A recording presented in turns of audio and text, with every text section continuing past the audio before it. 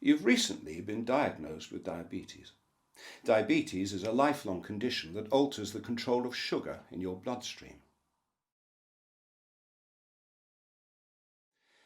Foods such as bread, pasta, rice, fruit, and some dairy products contain carbohydrates. When you eat carbohydrates, they pass into your stomach, where they're broken down into sugar. The sugar moves into your bloodstream and triggers a small organ in your abdomen called the pancreas to release insulin. Insulin is a hormone which allows sugar to enter your body's cells.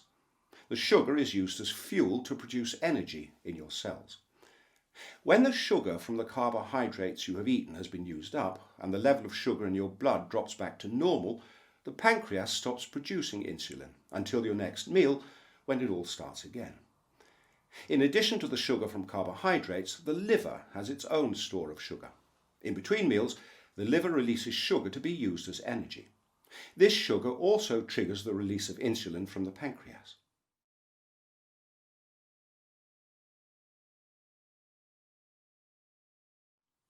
There are two types of diabetes, and in both there's a problem with insulin.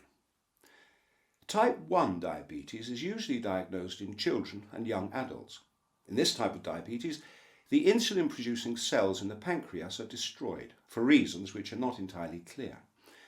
This means that no insulin is produced and high levels of sugar remain in the bloodstream instead of being used as fuel in your cells. This diabetes comes on rapidly and the symptoms can be extreme. Type 2 diabetes is usually diagnosed in adults. In this type of diabetes, the body's cells stop responding to insulin, and then over time, the pancreas doesn't produce enough insulin. This may be related to obesity, but genetics can also be a cause. In this type of diabetes, the sugar levels in the bloodstream increase rather than entering your body's cells.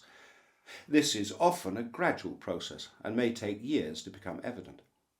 It's not good to have high levels of sugar in your bloodstream, as it can cause a range of health problems and complications, such as blindness, kidney and nerve damage, heart disease, and strokes. The treatment of diabetes depends on which type you have. People with type 1 diabetes have to inject insulin.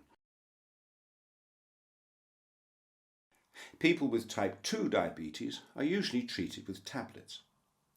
These tablets make the cells more sensitive to insulin or encourage the pancreas to produce more insulin or reduce the amount of sugar released by the liver. Whatever the tablet does, the aim is to reduce the amount of sugar in the bloodstream. Unfortunately, none of these tablets cure diabetes. In the latter stages of type 2 diabetes, some patients need to inject insulin because their pancreas stops producing its own insulin.